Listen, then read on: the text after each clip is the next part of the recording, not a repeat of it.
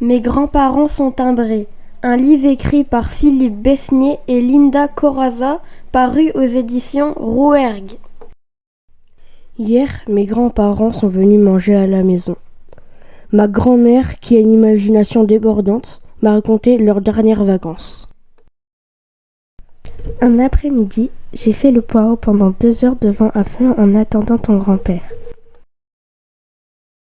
Le facteur s'apprêtait à traverser pour déposer le canard à l'accueil du camping quand un drôle de zèbre est arrivé à moto à toute vitesse.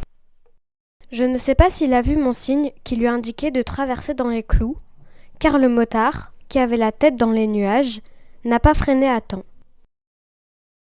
Le facteur est tombé dans les pommes.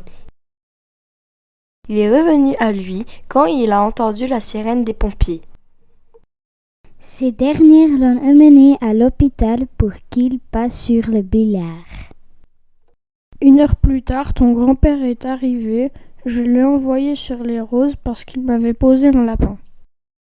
Il a aggravé son cas en expliquant qu'il avait profité du soleil pour faire le lézard sur la plage. Mon grand-père l'a interrompu.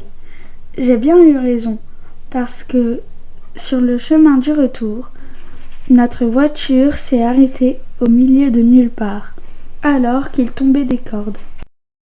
Avec ta grand-mère, on est resté en carafe au bord de la route, en pleine campagne. Il a fallu planter notre tente en catastrophe pour dormir. Le lendemain matin, j'ai marché jusqu'à une pompe pour trouver de l'essence. Ta grand-mère n'a pas voulu venir car elle préférait se reposer.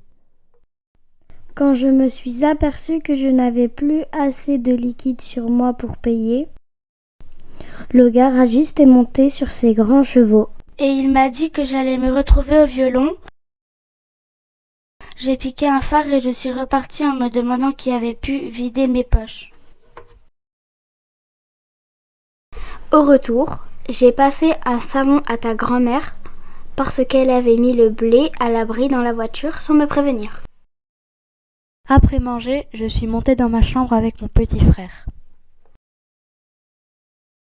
Nos grands-parents doivent avoir un verre dans le nez pour raconter des histoires pareilles.